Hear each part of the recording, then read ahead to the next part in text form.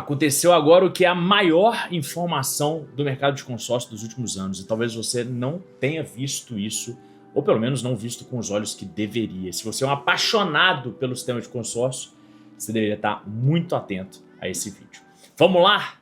Vamos falar do que aconteceu nas últimas semanas que parou o mercado de consórcio, que foi a informação da fusão e aquisição dos famosos M&As entre a CNP e a Embracon, duas grandes empresas muito sérias que existem no mercado de consórcio, que passaram por esse processo de fusão e aquisição. A gente vai discutir um pouquinho também desses temas, mas antes eu vou ilustrar muito dessa conversa um artigo que o pessoal da Mesos, nossos amigos Takaki, Burgos, todo mundo que tem analisado o sistema de consórcio de uma forma um pouco mais profissional, muito alinhado ali o que o mercado financeiro já faz há muitos anos no Brasil, eles estão tentando fazer dentro do mercado de consórcio. Eles fizeram um texto, um artigo sobre isso, que ficou impecável na minha forma de ver. Eu vou compartilhar a tela aqui e mostrar para vocês também um pouco desse texto, comentar alguns pontos e, óbvio, colocar umas pimentinhas que a gente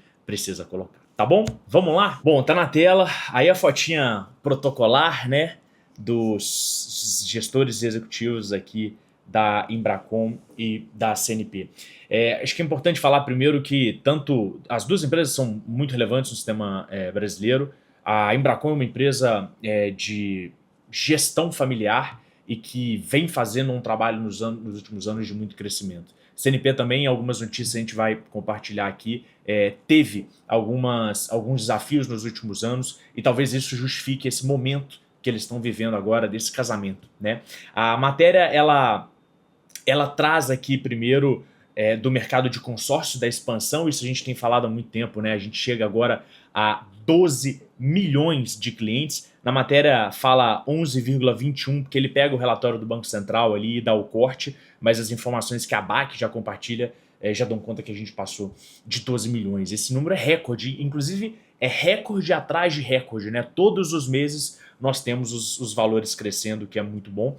A matéria também traz o índice de confiança do sistema de consórcio. Esse é um indicador relativamente novo que a BAC lançou. Ele é muito patrocinado ali pelo economista da BAC, que é um cara que vem fazendo um trabalho muito sério, que é o Barbagallo, e é um índice, os economistas adoram, né, esses índices que retratam um pouco dessa confiança do setor de consórcio. Então, ela tenta ilustrar isso como, a reportagem tenta ilustrar isso como um momento muito positivo do sistema de consórcio, de crescimento, de confiança, de uma sustentabilidade um pouco maior que o mercado tem. Trazendo depois os indicadores ali, né, das cotas ativas, eu acho que esses números de cotas ativas e vendidas repercutem muito bem, né, como big numbers para o mercado financeiro. Bom, a trajetória oposta, que seria o capítulo 2, começa a entrar um pouco no tema, né? Ao mesmo tempo que a CNP ela sempre usou o canal da Caixa Econômica Federal, né? E a matéria explica que em 2021 a CNP operava usando a extensa rede de distribuição do Banco Público, que posteriormente usou sua própria administradora, a XS5. Baita nome, né? Parece nome de carro. Mas é isso, a CNP era o canal, né, de distribuição, usava o canal de distribuição, ela era administradora, e por decisões internas da Caixa eles tomaram essa decisão, e isso afetou muito, né, a CNP. A Embracon, por sua vez, e aí por isso de trajetórias opostas, sempre teve um canal muito forte interno de representantes, salvo engano eles têm filiais também, mas eles não dependem, né, de um terceiro para gerar a venda. Eles são, além de ser administradora, fiscalizada, regulada pelo Banco Central, eles também têm o próprio canal de distribuição, terceiro ou interno, tá? Não importa, mas que faz a execução disso daí. Então, são estratégias, não tem melhor nem pior, mas são estratégias diferentes. O que eu acho que é mais legal, no gráfico 1, eles colocam, justo lá em 2021, quando essa parceria acaba, fica muito nítido, né? A CNP, que é essa linha azul, começa a cair demais, em paralelo, a linha mais azul escura, preta, da Embracon começa a subir muito, né? Incrível essa boca de jacaré, né, que ela abre e deixa muito claro aí as tendências de crescimento de ambas as empresas. Veja bem, mesmo a CNP tendo essa queda de número de cotas ativas, ela ainda é um player muito relevante, tá? Tá aqui por volta de 100 mil pessoas, né? 103.929. É muito cliente, é muito significativo. mas quando você compara essa boca de jacaré com a Embracon com 290, são quase 3 vezes mais, é um valor muito significativo, né?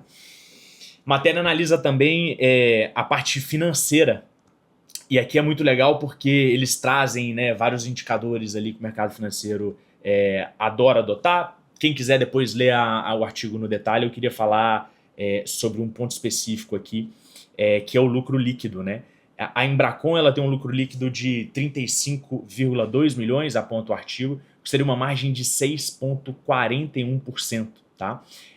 A margem da CNP é de 9,93, tá? Um lucro líquido então de 18,4 milhões. A CNP tem uma margem um pouco maior, tá? Eu acho que é significativamente maior, mas não são tão grandes como poderiam ser, né? E aqui ele até explica a questão da Embracon. Em fase de expansão, apresenta a margem comprimida pelos grandes investimentos comerciais. Isso é muito normal, né? Porque a empresa está colocando caixa, está investindo dinheiro, ela não está ali realizando lucro num cenário de estabilidade, ela quer esse crescimento, então ela gasta, ela investe, é normal que essa margem esteja menor. E isso, vocês vão ver daqui a pouco, pode ser uma sinergia enorme, né? Porque, veja, quando você tem um processo de M&A, você não necessariamente precisa ter 2 departamentos de marketing, 2 departamentos jurídicos, eles são sinérgicos, então você pode otimizar aquilo ali. Isso, em outras palavras, pode significar, sim, uma diminuição de time.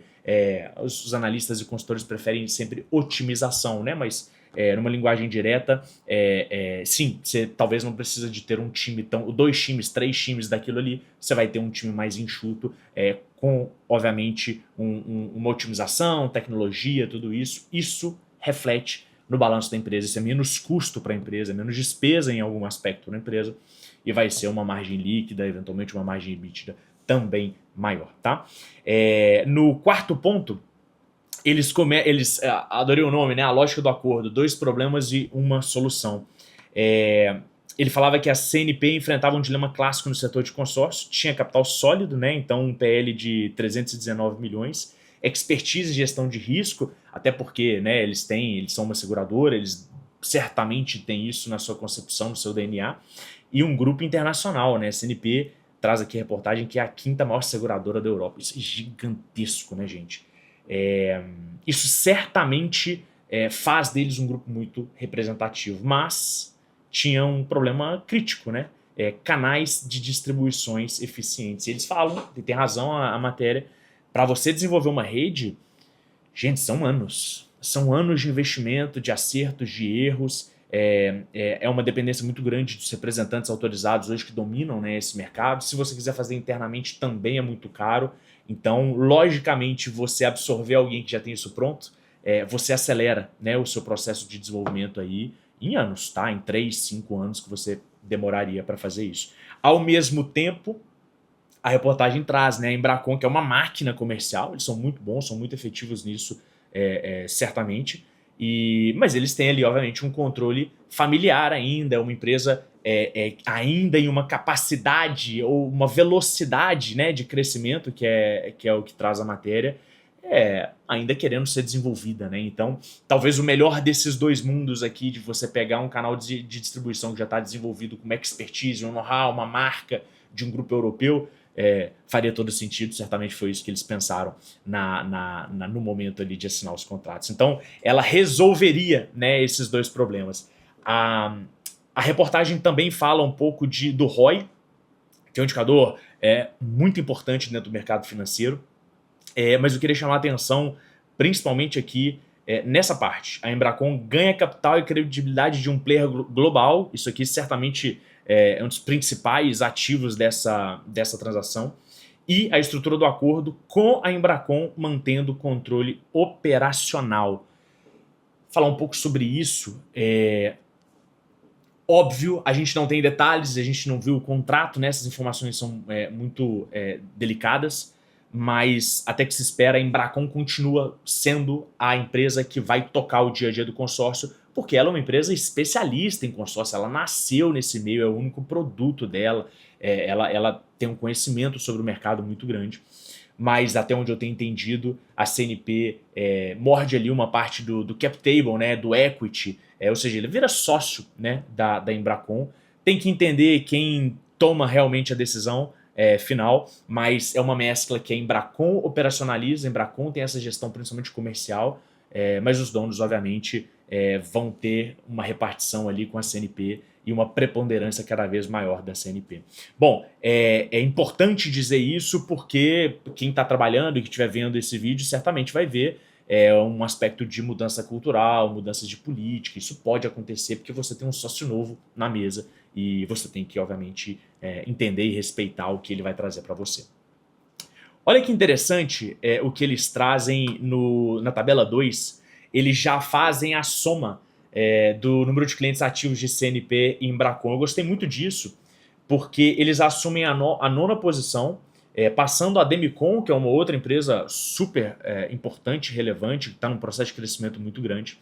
E dentro do ranking das top 10, né, eles são a nona maior. Mas aqui eu queria chamar a atenção, porque cada administrador, e aqui não tem regra, viu, gente? Mas cada administrador usa esse ranking de uma forma, tá? Eu já vi gente usando como clientes ativos, como está sendo usado nessa matéria, e particularmente a que eu mais gosto, tá? Mas eu já vi gente usando de carteira administrada também, então eles pegam toda aquela gestão da carteira, né? Qual que é o valor de crédito que está sendo administrado, e obviamente de vendas, né? Quem é que mais vende, porque talvez você tenha um número de clientes ativos muito grande, mas você esteja num decréscimo de vendas de consórcio efetivamente. Cada um vai usar a sua, tá? Não importa.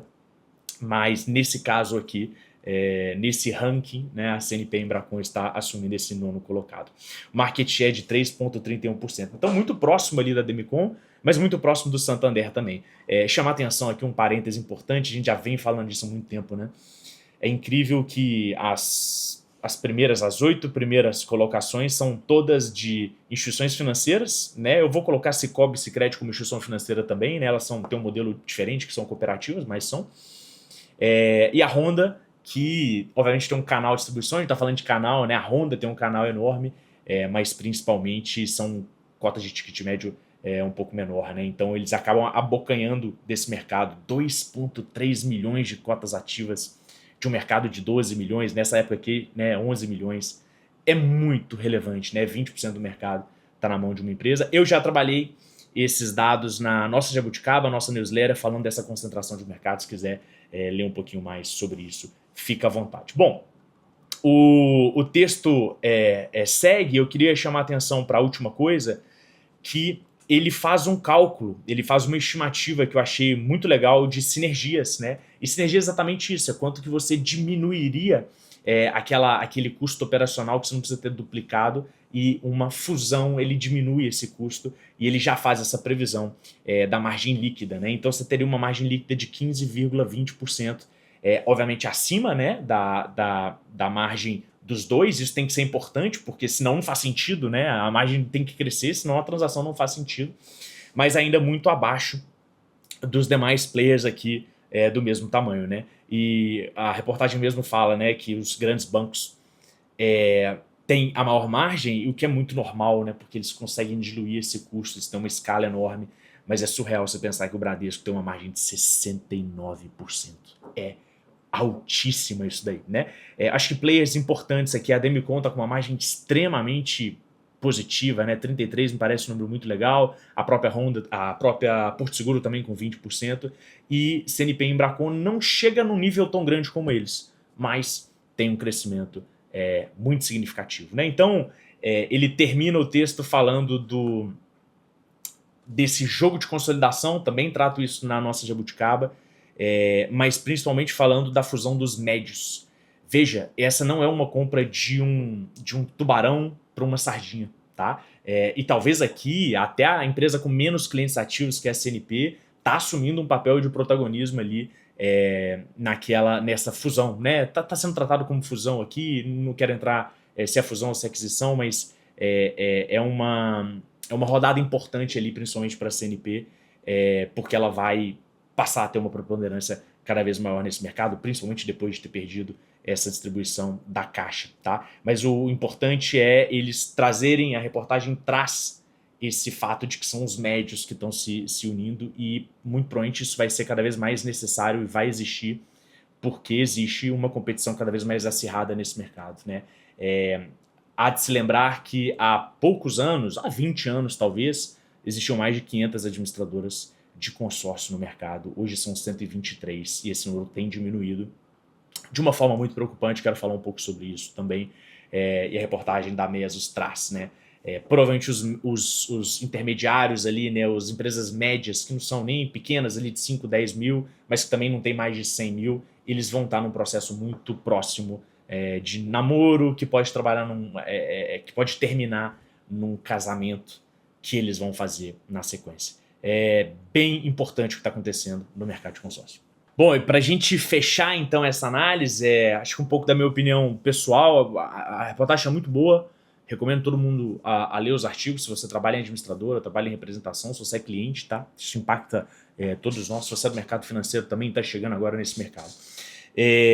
Existe uma relevância cada vez maior, tá, do mercado de consórcio em relação a PIB. Acho que o último número que eu vi dá conta que a gente está chegando a 6% do PIB brasileiro. Esse número a gente nunca chegou nem perto dele, então, de novo, é recorde atrás de recorde. Mas o consórcio passa por um processo de amadurecimento, tá? Acho que tem uma primeira parte ali que é de pulverização. Você via várias e várias, eram centenas de administradoras no Brasil inteiro fazendo, né, um pouco desse trabalho.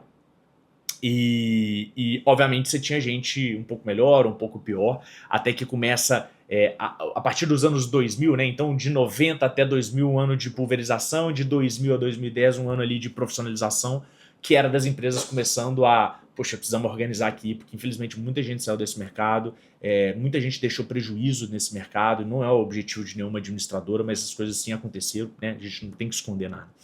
Até chegar ali, acho que um momento pós-pandemia, né, durante a pandemia 2018, 19, 20, a gente já via um processo ali de digitalização das empresas, né? Então, algo que já acontecia em outros players do mercado financeiro começa a acontecer no mercado de consórcio, e a gente vê fundos chegar nesse mercado. A Demicon, por exemplo, tem fundos, e uma outra administradora também que contou com dinheiro externo, né, para se capitalizar e continuar investindo em governança, em digitalização, tecnologia, profissionalização, trazer executivos, né, do mercado para essas administradoras. Então, é muito bonito ver o que está acontecendo, mas obviamente tem alguns pontos que eu quero deixar claro aqui.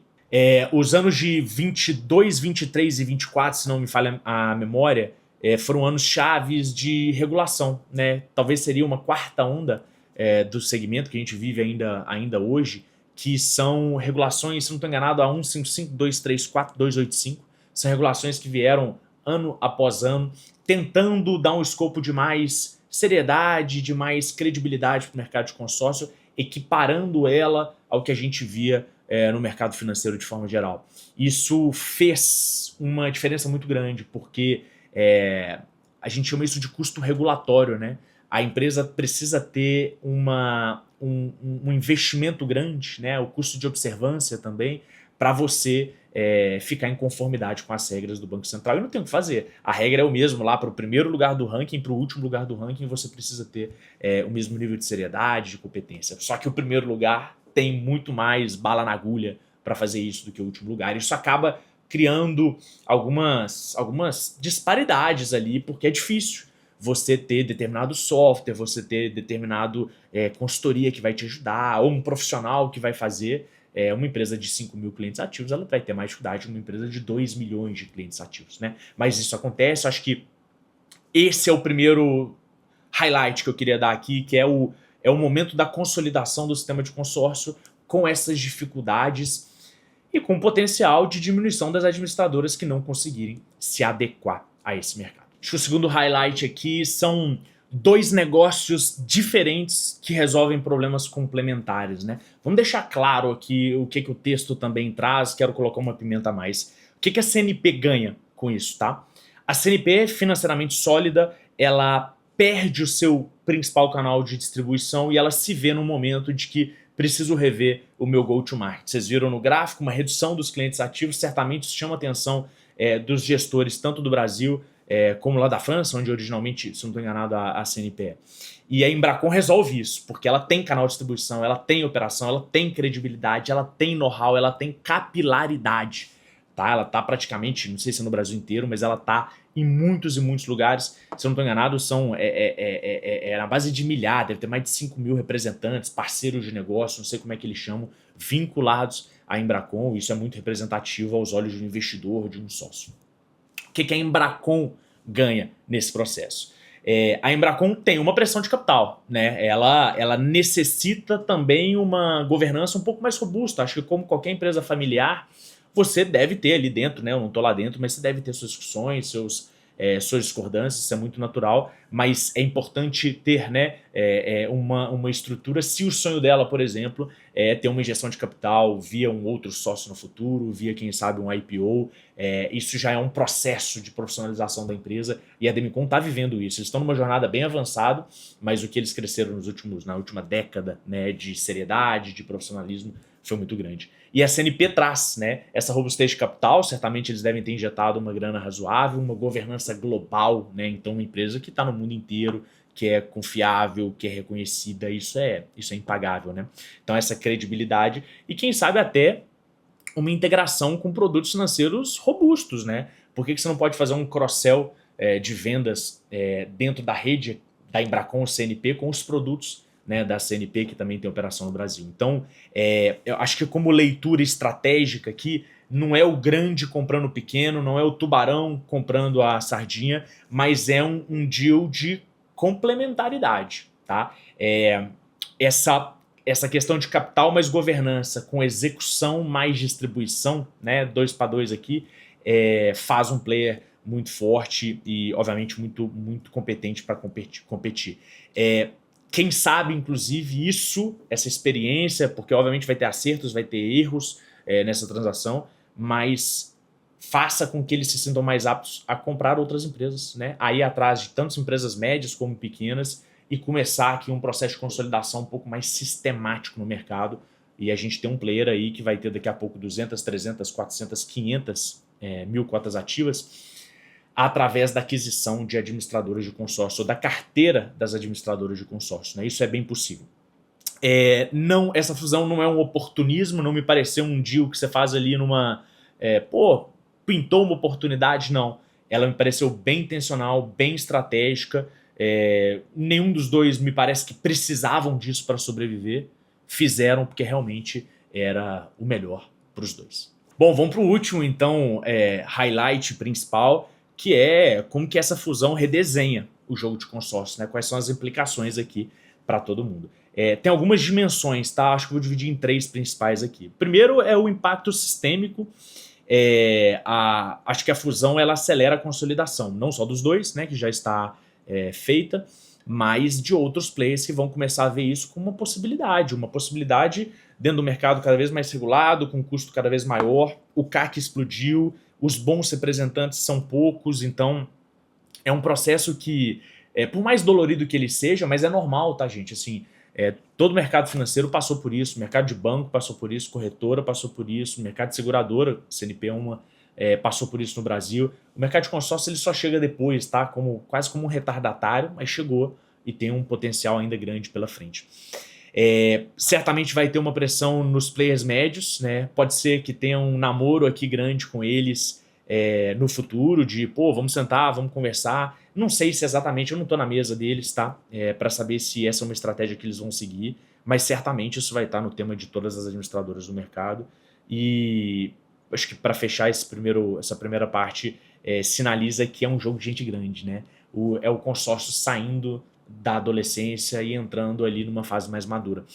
A última compra, ou a última transação, né, vamos tratar assim, relevante desse tamanho que teve, se eu não estou enganado, foi da Ademilar com a Conseg. Isso deve ter sido lá em 2018, se eu não estou muito errado, que era um padrão muito parecido, assim, eram 2 empresas médias, não tinha uma discrepância de tamanho entre uma e outra, mas era uma fusão importante. E aí surgiu a Demicon, né, que muda inclusive de nome, foca também em automotor e vira um grande player nesse mercado que tem também conseguindo um crescimento muito grande. 2, o impacto competitivo, né? A gente não pode deixar de falar dos players. A CNP e Embracon, não sei como é que eles vão se chamar aqui agora, eles viram esse mid-tier aqui bem forte, bem robusto, eles entram nas 10 mais, então eles passam a se ver ali do mesmo tamanho dos bancos, ainda menor, mas certamente com produto, com rede, com sistema, com tecnologia, com profissionais muito bons e, obviamente, com potencial de competir com os profissionais dos grandes bancos e tudo mais, com a força de que é o produto deles, né? O produto da vida deles, diferente de bancos e montadoras de forma geral, que o consórcio ali é só uma alavanca por core business principal, às vezes é tratado até como uma distração lá dentro do mercado deles, então tem essas polêmicas aqui. Para Embracon e para a CNP certamente não, vai ser o produto core aqui. Bom, a não ser que a CNP queira, né, colocar algumas distrações da parte de seguro dentro do consórcio, mas eu acredito que não, acho que só tem a ganhar nesse sentido. O movimento ele vai forçar também os concorrentes, né? Eu tenho falado aqui que isso pode repercutir nos demais, mas acho que todas as administradoras, representação, quem está envolvido com consórcio aqui, né? Eu, por exemplo, estou vivendo isso aqui minha vida inteira. Você começa a ver, poxa, tem um player agora muito mais preparado, o que ele vai ter de oferta, o que ele vai ter de produto, o que ele vai ter de capilaridade. Isso vai mudar também o jogo no mercado. Isso, em tese, é bom para todo mundo, porque você não deixa ninguém ali dormindo, né? Você coloca todo mundo ativo o tempo inteiro, tá? E o terceiro pilar desse terceiro ponto é o impacto no consumidor. De um lado, me parece que você vai ter uma administradora com mais força, com mais musculatura, com mais experiência, mas é menos uma competidora, né? E o mercado capitalista ele sobrevive da competição, não é do monopólio. Eu escrevi muito sobre isso na newsletter no ano passado ainda, então já tem tempo, mas falando para o mercado de consórcio, para os clientes especificamente, é muito melhor que você tenha várias administradoras, assim. E ainda que sejam administradoras menores, sem tanta musculatura, mas você tem muito produto de nicho, você pode criar uma comunidade local ali para vender só para aquela região. Tem muita administradora que é assim, tá? Que tem 10, 15 mil clientes, às vezes até menos, e sobrevive e ganha dinheiro e contempla, deixa o cliente satisfeito. Não precisa ser gigantesco. Então, aos olhos do cliente, me parece ruim, é menos uma opção que você vai ter, menos ofertas, menos produtos, menos grupos, é uma centralização ali de, sim, uma administradora que vai estar mais preparada, mas eu gostaria de ver esse mercado com 200, 300, 400 boas administradoras, né? Para o Banco Central, certamente é melhor regular 123 e caindo do que regular 500, né? Existe um padrão de risco bem menor, mas eu tendo a entender que o órgão regulador tem que estar preparado para regular, seja 100, seja 1000, e tem que ter as competências, os profissionais têm que ser valorizados, têm que ser bem pagos, treinados, né? Existe ainda uma questão com o consórcio que a gente precisa preparar, não só os nossos vendedores, os clientes, mas também o mercado financeiro, os analistas, os reguladores, porque é um mercado muito específico, com lei própria, e às vezes não tem a profundidade, né? Que outros mercados têm. Talvez o motivo desse vídeo aqui e de todos os outros que a gente tem feito nos últimos tempos é exatamente essa, né? É tentar agregar um pouco a esse mercado e é tentar agregar valor ao que deveria ser visto com melhores olhos por todo mundo. Bom, vamos fechar, você sabe, dá uma curtida, manda para o seu amigo de consórcio, tem muita coisa para a gente fazer, a gente está falando muito sobre consórcio nos últimos tempos aqui e a gente quer acrescentar bastante essa discussão, né? Acho que os 3 tópicos, os takeaways principais aqui, o setor chega nessa fase de consolidação, isso aqui está acontecendo nos últimos anos, acho que isso vai ser acelerado, tá? Isso provavelmente não vai parar por aqui. Não estou falando só deles, mas eu acho que de outras administradoras devem estar se movimentando também para brigar com os grandes bancos, com as montadoras, que tem um monopólio muito grande ali, né? Grande parte desse mercado está dominado ali pelos 5 primeiros, 6 primeiros colocados. Segundo, CNP e Embracon resolvem problemas complementares para ganhar escala e governança, né? Então, Embracon traz escala, CNP traz governança, cada um na sua, vão fazer um grupo, obviamente, muito bom, que venha, né, a somar ao mercado de consórcio, trazer gente boa, trazer inovação, continuar batendo recorde atrás de recorde. E terceiro e último ponto, o jogo mudou, gente. Acho que nos os próximos 24 meses, talvez um pouco menos, talvez um pouco mais, vão definir aqui quem fica e quem sai desse tabuleiro e como é que esse jogo vai ser redistribuído. Vai ter oportunidade para todo mundo, aos clientes vai ter essa dificuldade que a gente comentou de menos opções, provavelmente, mas a gente torce para o mercado cada vez mais sadio, mais seguro, com mais credibilidade, com clientes contemplados, com menos inadimplência, com menos cancelamento, com menos reclamação. É isso que a gente luta todo dia. Eu sou suspeito que eu sou apaixonado pelo produto, mas se você não tem consórcio ainda, você deveria dar uma chance para esse produto. Se quiser falar comigo, inclusive, estou aqui. Tá bom? Vamos pra cima? Obrigado. Próximo vídeo a gente vai se ver falando ainda mais de consórcio. O vídeo de hoje foi quente, gostei, viu? Fica comigo, segue a gente. Tchau.